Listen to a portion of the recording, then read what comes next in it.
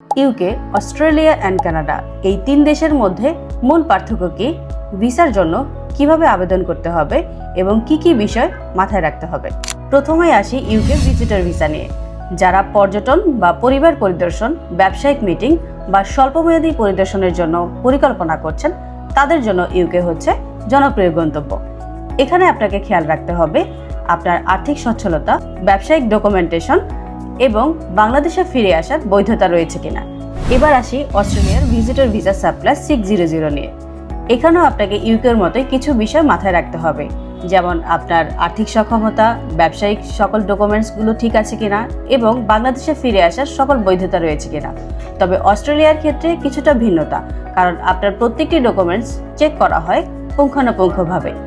So এই বিষয়ে আপনাকে মাথায় রাখতে হবে সকল ডকুমেন্ট যেন সঠিক থাকে।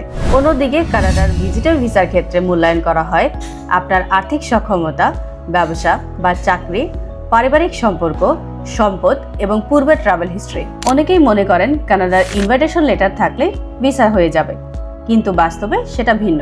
শুধুমাত্র ইনভাইটেশন লেটার থাকলেই হবে না, আপনাকে সকল ডকুমেন্টস সুন্দর করে সাজিয়ে সাবমিট করতে হবে। তাহলে প্রশ্ন হলো, আপনি ইউকে, অস্ট্রেলিয়া বা কানাডা কোনটি আগে করবেন?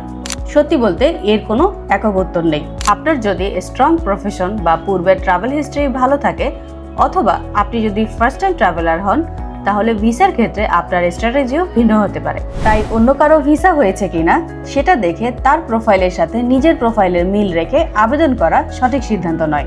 তবে এই 3টি দেশের মধ্যে একটি কমন বিষয় রয়েছে, ইনকাম ট্যাক্স সার্টিফিকেট এবং ব্যাংক স্টেটমেন্ট। এই ক্ষেত্রে আপনাকে মাথায় রাখতে হবে ইনকাম ট্যাক্স সার্টিফিকেটের সাথে ব্যাংক স্টেটমেন্টের ট্রানজ্যাকশনগুলো যেন মিল থাকে। এখন আসছি সবচেয়ে গুরুত্বপূর্ণ বিষয় নিয়ে, fake documents. Bank statement, invitation letter এবং যাবতীয় ডকুমেন্টস ফেক আপলোড করা যাবে না। এই ক্ষেত্রে আপনার বর্তমান এবং ভবিষ্যতের ক্ষেত্রে নেতিবাচক প্রভাব পড়তে পারে। আপনি চাইলে নিজেই আবেদন করতে পারেন, তবে এই ক্ষেত্রে কিভাবে আবেদন করবেন, কি কি ডকুমেন্টস রেডি করবেন এবং কোন দেশ থেকে শুরু করবেন, এই বিষয়ে যদি কোনো কনফিউশন থাকে তাহলে অভিজ্ঞ কারো কাছ থেকে পরামর্শ নেওয়া যেতে পারে। ট্রাভেল ডেস্টিনেশন বিডিতে আমরা শুধুমাত্র আবেদন জমা দেওয়ার কাজ করি না। প্রথমে আপনার প্রোফাইলকে বিশ্লেষণ করি, তারপর আপনার প্রোফাইল অনুযায়ী কোন দেশ থেকে শুরু করবেন সেই বিষয়ে সঠিক গাইডলাইন দেওয়ার চেষ্টা করে থাকি।